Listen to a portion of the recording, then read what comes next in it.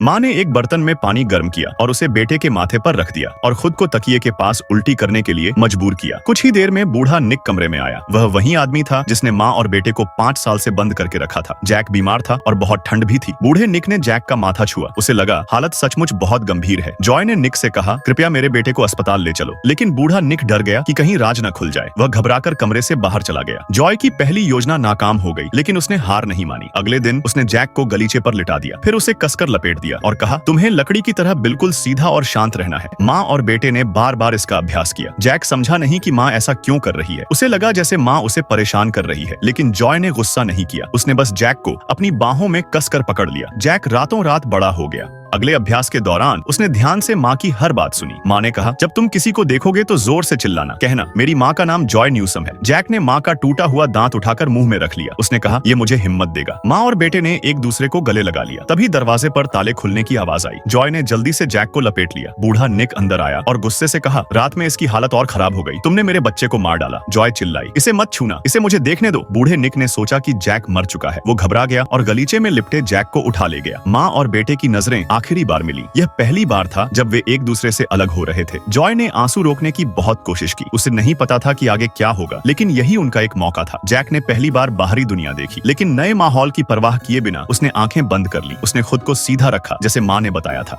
बूढ़े निक ने उसे ट्रक के पीछे डाल दिया और शहर की ओर निकल गया। रास्ते में जैक ने धीरे धीरे कंबल से खुद को छुड़ाया। पहली बार नीला आसमान देखकर वह चौंक उठा, लेकिन तुरंत खुद को संभाला और भागने का मौका तलाशने लगा। हिम्मत करके जैक ने अचानक ट्रक से छलांग लगाई। वह सड़क पर गिरा और जोर की आवाज हुई। बूढ़ा निक घबरा गया और गाड़ी रोक दी। जैक कंबल से बाहर निकला और भागने लगा। वह भागते भागते एक राहगीर से टकरा गया। राहगीर ने प्यार से पूछा, बेटा तुम यहाँ कैसे पहुँचे? बूढ़ा निक गुस्से से बोला, अपना काम करो और हटो। उसके रूखे व्यवहार से राहगीर को शक हो गया। निक डर गया और जल्दी से वहाँ से भाग गया। जैक घास पर बैठ गया। उसका पूरा शरीर कांपने लगा। वह हिल भी नहीं पा रहा था। थोड़ी देर बाद एक महिला पुलिस अधिकारी वहाँ पहुंची। उसने जैक को दिलासा दिया, जिससे उसका डर धीरे धीरे खत्म हो गया। जैक ने मुंह से माँ का दांत बाहर निकाल दिया। उसे पता था कि अब वह सुरक्षित है। उस शाम पुलिस ने जॉय को भी ढूंढ निकाला और आजाद कर दिया।